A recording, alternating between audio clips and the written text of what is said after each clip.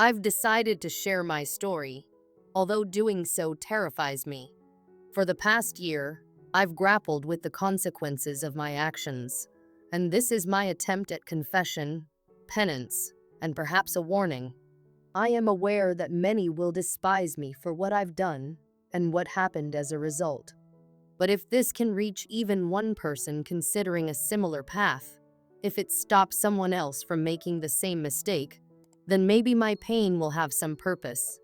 I'm a 28-year-old woman, and I was married to an incredible man, who I'll call William. Just 8 months ago, he confronted me with proof of my unfaithfulness. A few days after, he took his own life. Writing those words feels like admitting to a crime. I know that some will hate me for what I did, and I understand that. Even now, it's hard for me to believe I had the capacity to hurt someone I loved so deeply. I've had to come to terms with the fact that I betrayed the most important person in my life, and I live every day with the knowledge that my actions likely caused his death. William and I had known each other since we were children. Our families were close friends, so he was always part of my life. In a way, I can't remember a time when I didn't know him. We went to the same schools, the same Sunday school classes, and he was my first love. It wasn't until high school that I realized I had real feelings for him, but from that point on, we were inseparable. We were each other's first loves, best friends, and eventually, husband and wife. I truly believed that we had the kind of love that could endure anything. Looking back, that belief seems naive, but it was how I felt. After college, we found jobs close to our families and got married. Those first years together were filled with laughter and love. We traveled, made plans for the future, and talked about starting a family. William was kind, funny, and understanding. He made me feel safe, loved, and cherished in a way I never thought possible. We were incredibly close. Our friends would joke about how attached at the hip we were, and honestly, they weren't wrong. We spent nearly every moment together, and even during mundane activities, his presence made everything brighter. It was the happiest I had ever been. When the pandemic hit, we were both fortunate enough to work from home. We made the most of that time, watching movies in bed, cooking together, and just enjoying each other's company.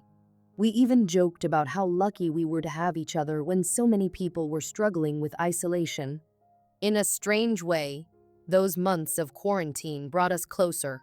But somehow, that wasn't enough to stop me from eventually betraying him.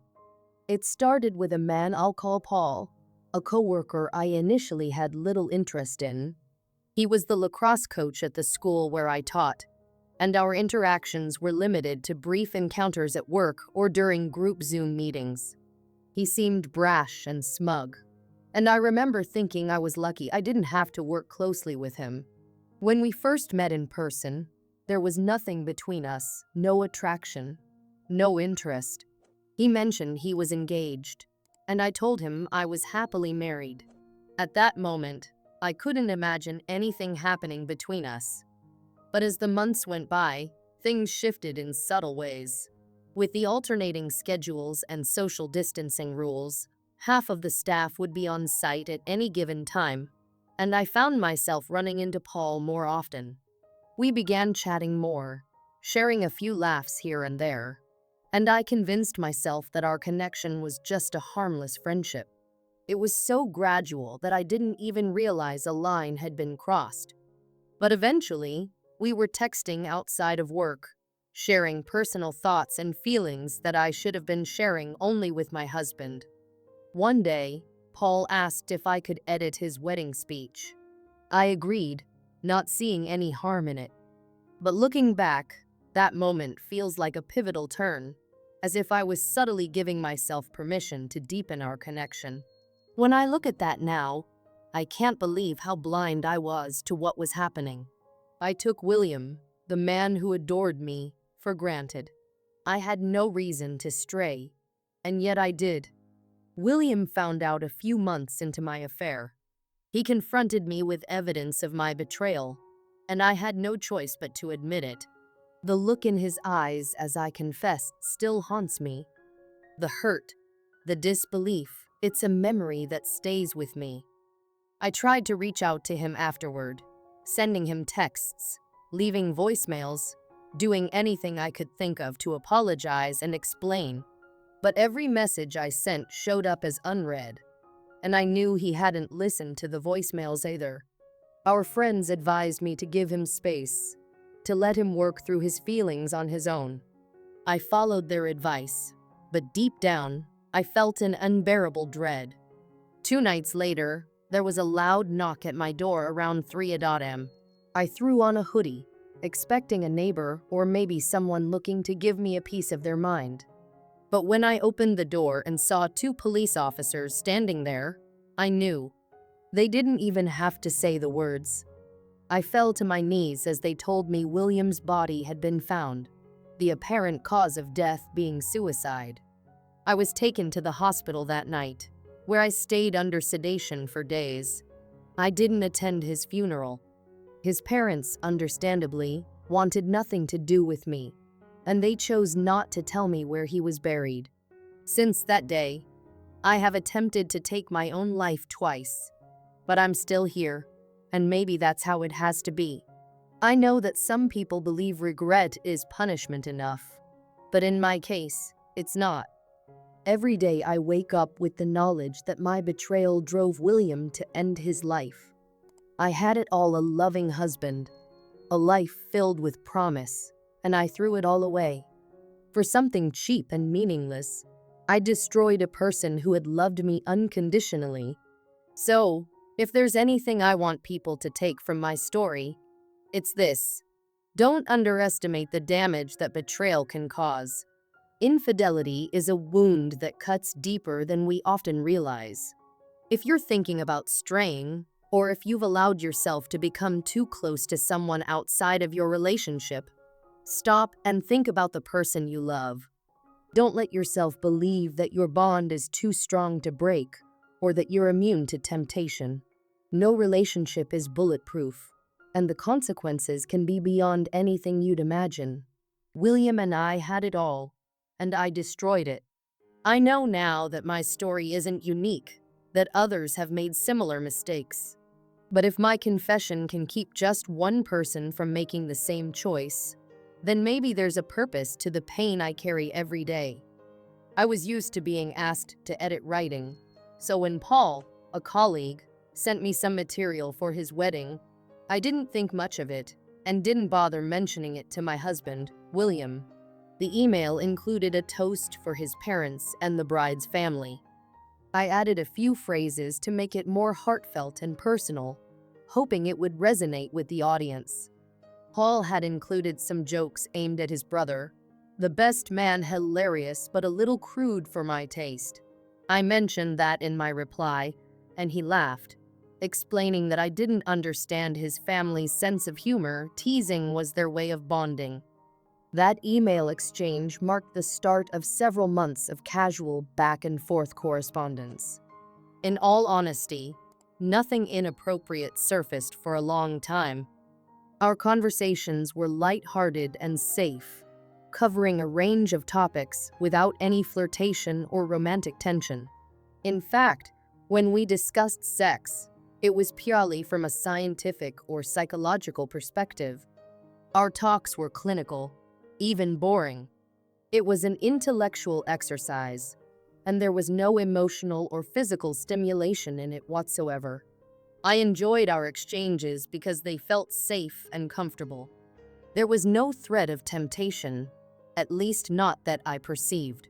We debated a wide variety of topics: politics, religion, race, science, sports, all the usual subjects people tend to avoid because they provoke strong opinions.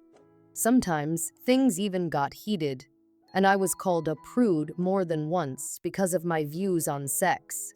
Looking back, I can see now that I enjoyed proving him wrong, maybe even enjoyed the feeling of standing my ground. In retrospect, I wish he had been right.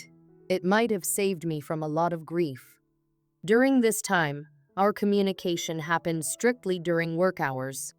William and I had a landline for emergencies, and we always turned off our smartphones as soon as we walked in the door. Paul didn't even have my number until one day, when I sent him a particularly sharp reply in an email, and he demanded my number to counter my point. I didn't think twice about giving it to him. Dozens of my coworkers had my number. I genuinely believed Paul wasn't interested in me romantically. At the time, he was smitten with his fiancée, or so he thought. But about a month before his wedding, he found out she had been carrying on an affair with her high school boyfriend for over a year. He was devastated, and I unknowingly became the person he confided in. It wasn't something I planned, but as our conversations deepened, I began to feel sympathy for him, even anger toward his fiancée for hurting him. At some point, our relationship began to blur. I didn't notice the shift immediately, but there was a turning point. I felt genuinely sorry for him and truly despised his fiancée for her betrayal. One morning, he came to school looking exhausted, eyes red, clearly distressed. I gave him a quick hug and offered to stay after school to chat. Normally, I had a couple of hours before William got home, so I agreed without a second thought.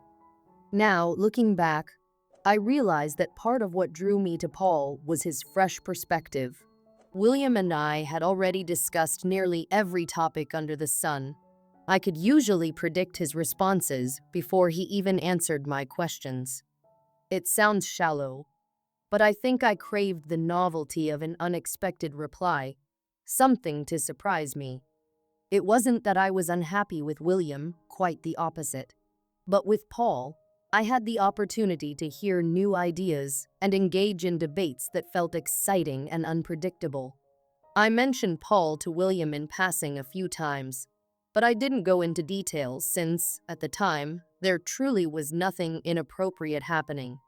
When Paul started seeing someone new, I felt only happiness for him, not jealousy. But when William left for a 3-week work assignment in Tulsa, I suddenly found myself with a lot more time on my hands. I missed him terribly and FaceTimed him every day, but to fill the remaining hours, I started texting Paul more frequently. Instead of just spending an hour or so with him after school, we would sometimes grab a bite to eat or have a drink together before heading to our separate homes. One day, I managed to sprain my ankle walking up the steps at school. Since the nurse wasn't around, I went to Paul, figuring he might have something for it, being a coach.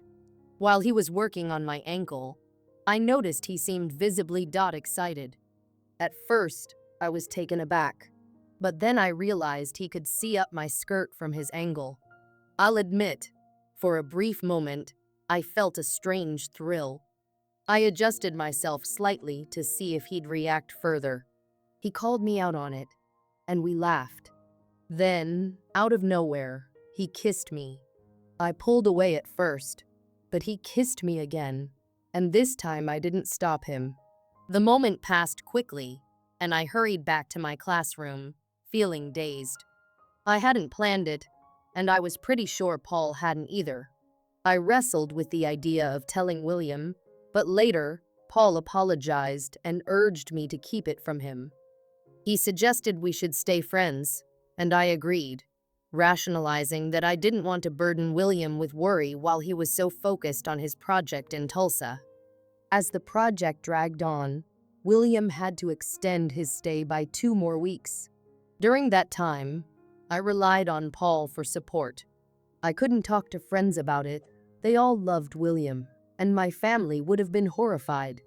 Paul became my only confidant, even though he was the worst possible person to confide in. I think a part of me knew that, but I was too wrapped up in my own emotions to see it clearly. One Friday after work, Paul and I went out for dinner at a new restaurant. After a few drinks, I opened up about how conflicted I felt. I knew I had to tell William, but the thought terrified me. Paul asked how I thought he'd react, and I admitted that it would likely mean the end of our friendship. That realization hit us both hard, and we sat there, feeling somber. I drank too much, and we ended up back at his apartment, where things escalated. When it was over, I felt an overwhelming wave of guilt. I knew without a doubt that my marriage was over. William and I had always believed in accountability. We agreed that while people make mistakes, anyone who betrayed their partner didn't deserve a second chance with that same person. When William finally came home from Tulsa, I was in the middle of my period, so intimacy wasn't an option. I knew I couldn't put him at risk, so I delayed telling him. I wrote a long letter explaining everything, planning to give it to him after I confessed in person. But before I got the chance, he somehow found out. I'll never know exactly how. All I know is that he had printed copies of my messages with Paul. I broke down, swearing I had planned to tell him, but he didn't believe me, and I don't blame him. William packed his things and left. 2 days later, he drove to a nearby shopping center, parked his car, and took his own life. The guilt of ending our relationship was unbearable, but knowing that I'd robbed him of any chance at future happiness was devastating. I didn't just ruin our marriage, I ended his life, and that knowledge haunts me every day. His family despises me, and my own family is disgusted. They still love me, but their disappointment is a constant reminder of what I did. I see a therapist twice a week now. Through her, I met someone who once made a terrible mistake that resulted in the loss of several lives. Her story has helped me understand that life can't go back to the way it was, nor should it. I have to live with my mistakes, and all I can do is try to make something meaningful out of what remains. So that's my story. If anyone wants to tell me I'm a horrible person, go ahead. I won't respond, but if it helps you vent, I'll be your verbal punching bag. I'll answer as best as I can, even though some things may hurt to discuss or admit. For those of you who have been cheated on, I know many of you were betrayed intentionally. But for those who had a partner who was just as confused about their actions as you were, I hope you'll listen to my story. What I did was wrong, and nothing will ever change that. But if it helps you understand that you had little to no part in the infidelity, then perhaps it's worth sharing. To the unrepentant cheaters, I hope you read this and realize the devastation you cause. You don't just hurt the person you're with, you destroy relationships, lives, and eventually parts of yourself. I have no right to judge anyone except myself, but I don't want anyone to go through what I did. I don't want anyone to lose someone they love or go as low as I did. Most of all, I want people in strong relationships to cherish them and never take them for granted. As humans, we're not immune to being swayed by the wrong circumstances, and when we love someone, we carry a piece of their soul with us. One betrayal shatters that. I once had my husband's heart, but now I deserve the fact that I will never hold it again, and neither will he hold mine. Life is full of enough pain. We don't need to inflict harm on the ones we love. Love is too precious to risk. Tilder, I cheated, and it led my husband to take his own life just days after confronting me. This is my final response. First, someone asked if William posted something on Reddit. He didn't have Reddit as far as I know, and considering he's been gone for a year, it's not likely him. I hope he didn't take his life over this. It's a sad story. To those trying to psychoanalyze me, I appreciate the effort, even if it's for your own reasons. No therapist I've seen has been able to explain why I did what I did. I wish there was a valid reason, but even if I found one, it wouldn't excuse what I did. For anyone who thinks this is fake or for attention, I assure you, it's not. I've barely responded to comments, and I've certainly not sought to lift my spirits through this. I've rightfully been condemned for my actions, and admitting it hasn't been easy. Pretending it never happened won't make it go away. I no longer keep in touch with Paul and haven't heard from him since before William passed. I have no interest in having him in my life at all. So those who think I did this to run off with him are mistaken. I won't be commenting again, but I'll leave this post up as a warning for anyone who needs it. I wish you all lives full of happiness, but most of all, peace.